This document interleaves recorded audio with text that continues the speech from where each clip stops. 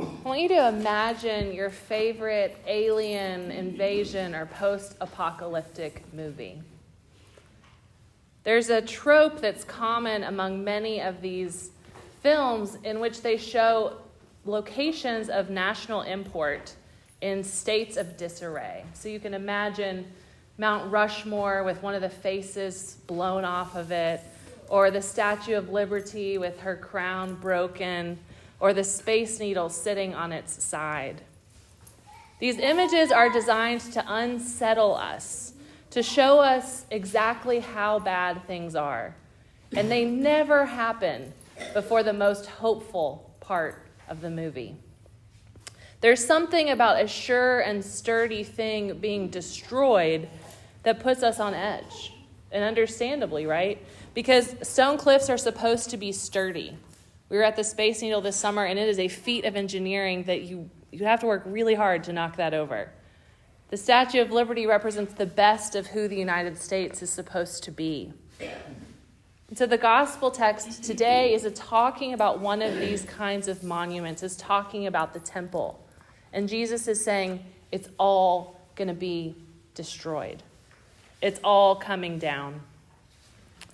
Now, in regular non-alien invasion life, when one of these monuments or structures is damaged, we repair it. Somebody repairs it. I think we all probably remember when the I-40 bridge across the Mississippi River had a big crack. It was an immediate emergency to shut it down, to figure out how the crack got missed, and to make it safe for everyone again.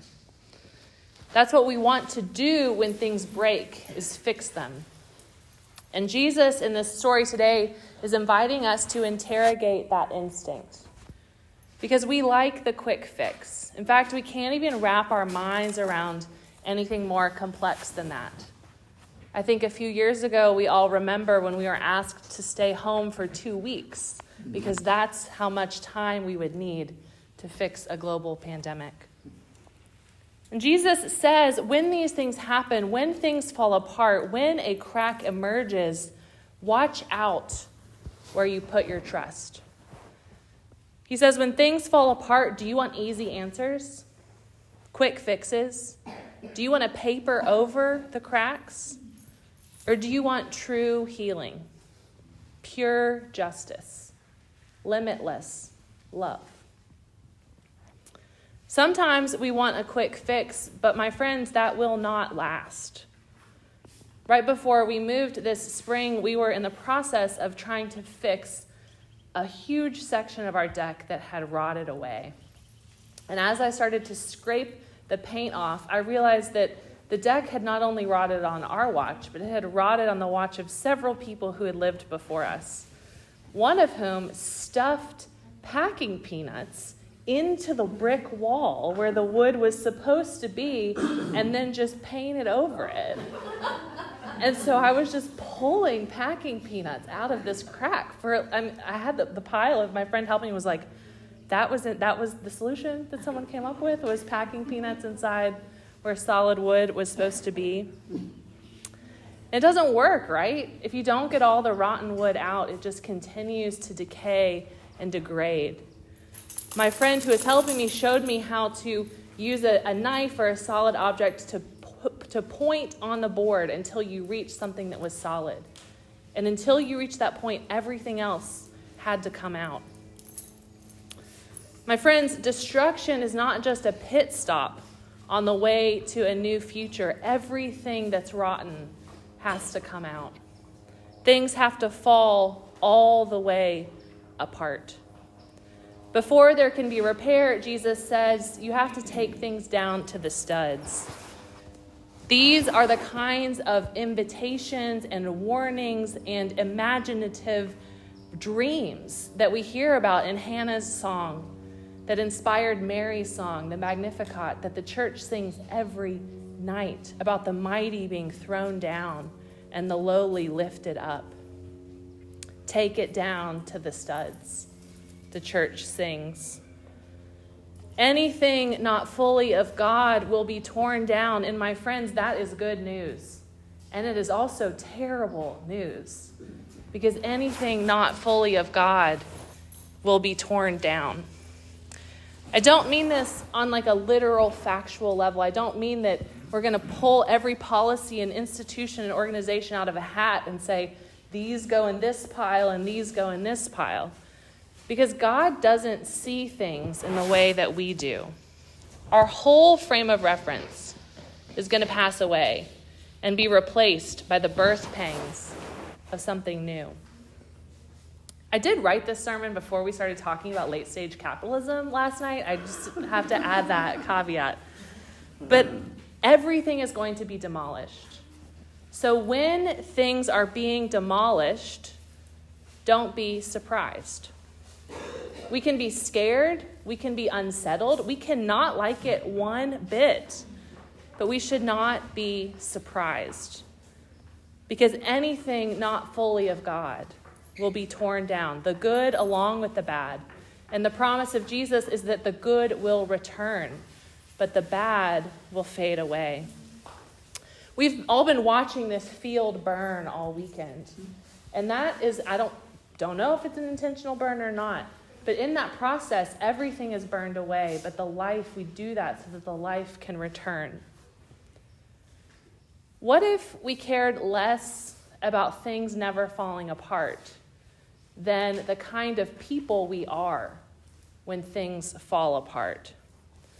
What if we're not surprised when destruction happens, but we understand that to be a sign that God is at work in the world? Instead of like the men at work or construction workers at work signs on the side of the road, we imagine a God at work sign. What if we recognize that when things are falling apart, when things are dying, when things are passing away, something else is being born too? If we only pay attention to what is being destroyed, we miss what is being created. We miss what is being born. Because the sure and certain hope of the resurrection is that the very same destruction is the pathway to new life. That is what Jesus promises us. So what if we became the kind of people that then when things are falling apart, we take that as a sign that that rotten wood is being ripped out until there is stable ground upon which we can build again? And that becomes a question for us.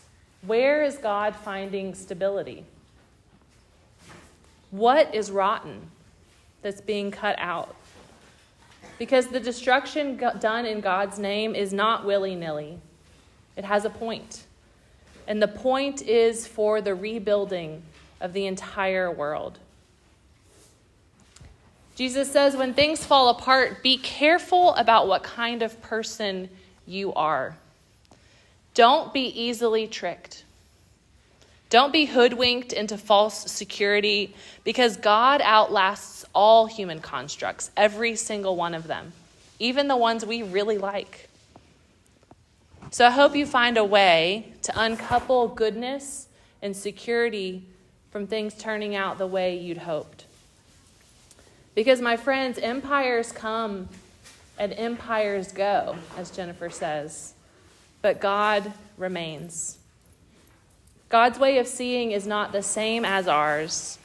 And an empire I like, one I feel comfortable with, that sees the world the way I do, is still an empire. It can still crumble. The only thing, at the end of the day, that endures is God.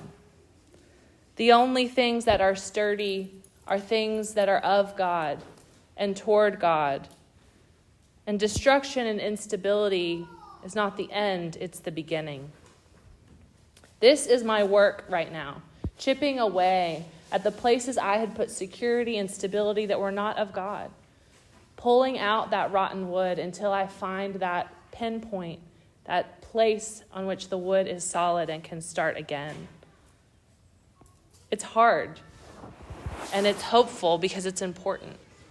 Because that is the only kind of construction project that endures and that lasts forever. Everything God builds is sturdy and secure, and everything else will be destroyed. The paradox of the gospel is that this is both terrifying news and somehow also good news.